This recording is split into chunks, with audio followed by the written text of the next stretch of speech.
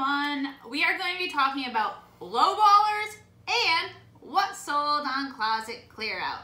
Yay, Closet Clear Out. Woohoo! My name is Karen with the Thrifty Flamingo. And I'm Jay. What's up, YouTube? Yeah. So we have been listening and we get a lot of questions or complaints mostly about lowballers. Right? Yeah, lowballers. Nobody likes it. No good. So we're going to talk a little bit about lowballers. We do listen, and we really appreciate all your feedback you guys have been giving us. So much that we are compiling all this information, and we're going to be putting out a bunch more content for you in the near future. So if you would like, there's a link in the description to sign up for an email list, and the email's just gonna tell you when this content is ready. That's all. Exciting news coming down the pipeline. I know. We're gonna get so much information for you guys. So let's talk about those lowballers. Babe, take it away. Lowballers. Your favorite topic. That drives me nuts, and I'm sure it drives most of you guys nuts too. You got something out there listed for a good amount of money, a good solid $30, and somebody comes in with like a $10 offer. It drives me insane. So this is how I handle it. First of all, you got to know about negotiations. Negotiations are key to this. And in any successful negotiation, both parties need to feel like they're losing something. So it's not just a one-sided negotiation where you're going to win or they're going to win. Everybody has to give something up. So I'll talk about my most recent offer that I had on this $30 sweater that I have listed up there, which I dropped the price down to $23 because it's the end of the season and sweaters are starting to go. Try to move the sweaters out. So I have it listed at $23, and this guy comes in and offers me $10, which is more than 50% off the asking price of the sweater. That's a ridiculous offer. That's no good. So I came back, and I always try when they give me a lowballer, I like to keep them still on the line, try and give them an offer that it's not going to kill me, but it's also going to give them a reason to come back and negotiate with. So I came back with an $18 offer. I dropped $5 off my price. At this point, the guy counters at $11. He goes up $1 in price. So when that happens and you're getting nowhere, they're either repeating the same price or getting dollared to death. You just do I do it right back to him. I gave him a counter offer of $17. So I'm still going down and I'm moving down, and I'd feel comfortable selling this sweater at somewhere around $15 to $16. We didn't pay too much for it. Gotta know your bottom line. It's a solid sweater, but it's not a great brand. It's not an incredible brand that's going to sell for amazing amounts of money. I like that sweater. So I want to find a price point where I'm going to be happy taking that sale, and I'm going to make some money on it.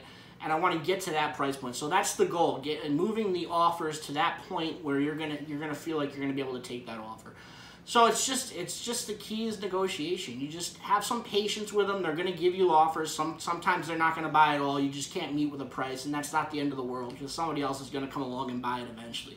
So don't feel like you have to take those offers. Just let them go. Another key with lowballing, and this is something that I try to do with all of my items, is I try to price a little higher. So that way I have room to move the price down. Like I have a price in mind that I want to get for the sweater, or jeans, or any item that I place in my closet, and I'll price those items a little bit higher. But not crazy. Not crazy higher. Like I'll do a comp on the item. Not in outer space. And if you guys don't know how to do a comp, that's going to come down the line in another video. But we'll do a comp on that item. We'll find out what they're generally selling for, and I'll try and price about $5, $6, $7 higher than what they're selling for. So that way I have room to negotiate, and that's key. Wiggle. Key to negotiations. So those are just some tips on how to deal with a lowballer, how to price right for lowballers, because you know you're going to get them. It's part of the Poshmark lifestyle. And not just Poshmark. Anytime you're reselling anything, you're going to have people that want something for practically nothing. In my opinion, there's 3 different types of lowballers. One, they're cheapskates. They're trying to get that $20-something sweater for more than 50% off, and they're hoping that you'll just give it to them for a really cheap price, and they're trying to be cheap. 2 is the lowballer that doesn't know they're being like number 1. They have no clue about percentages, and they don't think that way. They don't even know that they're making you a bad offer.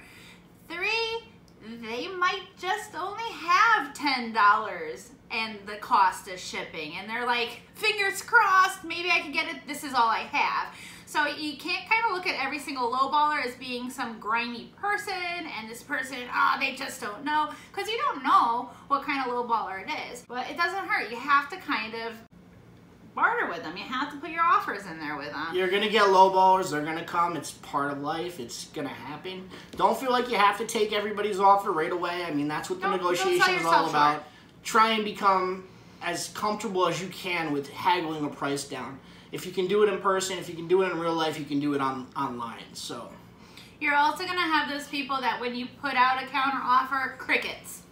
Nothing. You put out a counter offer, Poshmark tells you so-and-so received counter offer, and they have 24 hours to respond, and nothing. They didn't come back at you with a counter offer, they didn't accept it, and it's just hanging out there for 24 hours. Who knows why these people do it?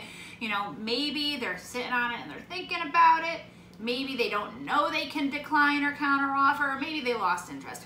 Who knows? But yeah, that can happen as well. And I get that can be frustrating. And I get a lot of comments. It's like, I get lowballers left and right. It's the nature of the beast. Everybody wants a good deal.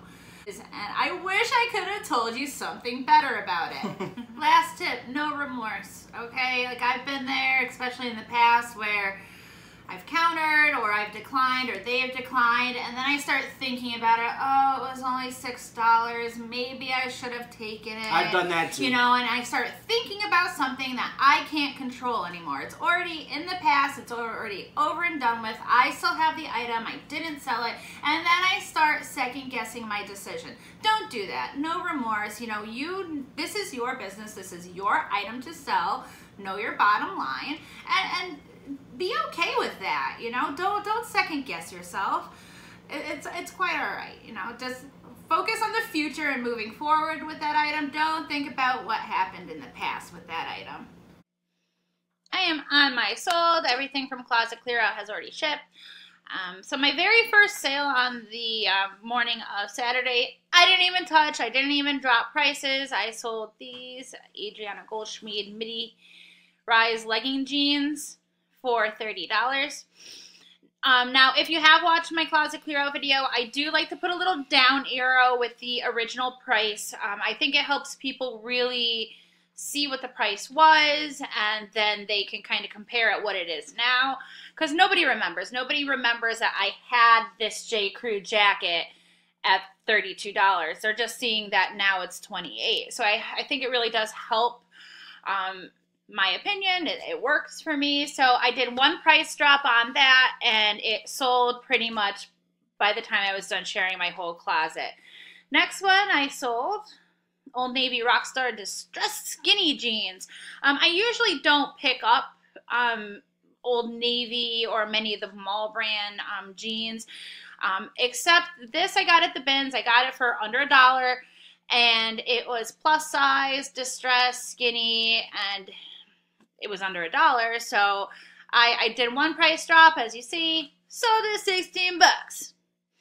Next one, this vintage Longchamp. Is that how you say it? Longchamp? Longchamp. Should be something funny like that. Longchamp. I sold that for $25. It's a little old. It was a little small purse. It was vintage, but it wasn't anything special.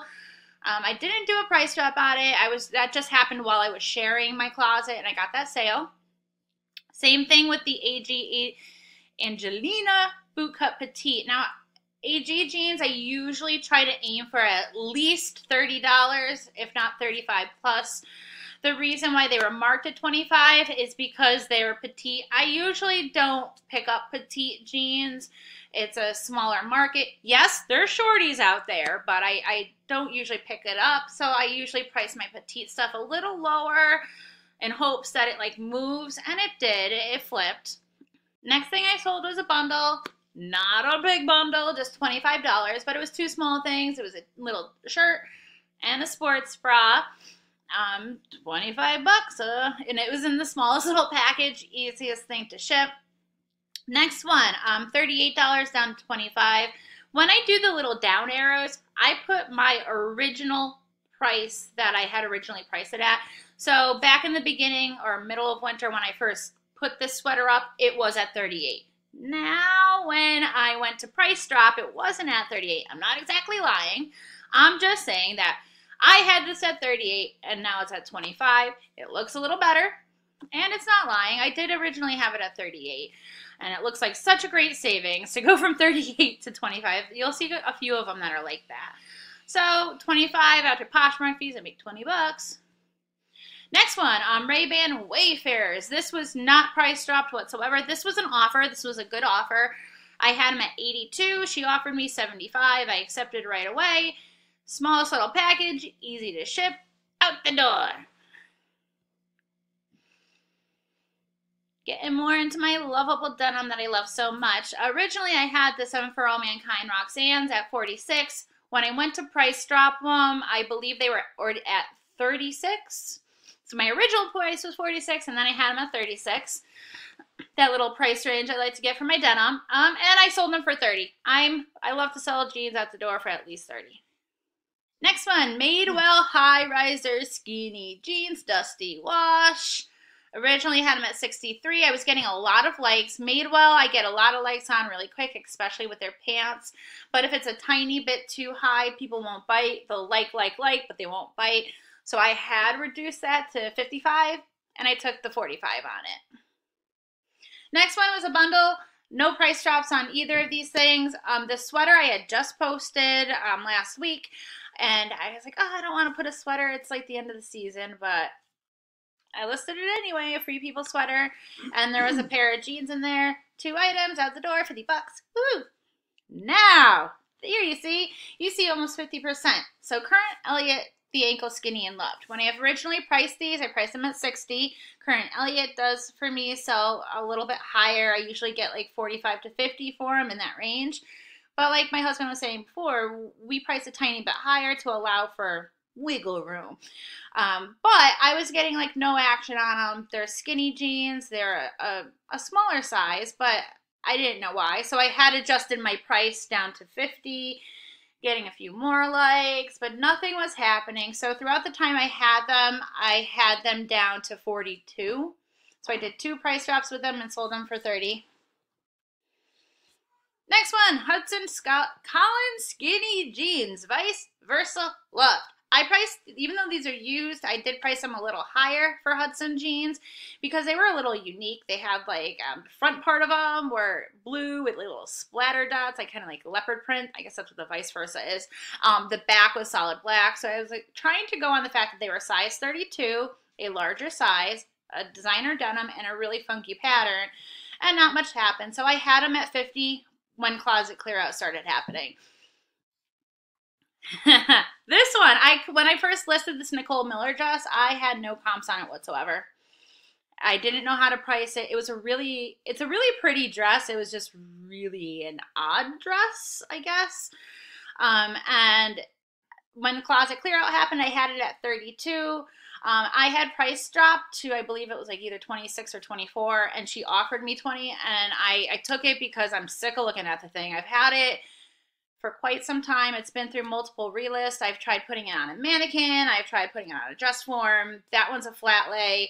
It's a really, like, top part was silk. It was really hard to photograph. I'm just happy to have it out and be gone. Next one's Victoria's Secret Cream Canvas Large Logo Tote.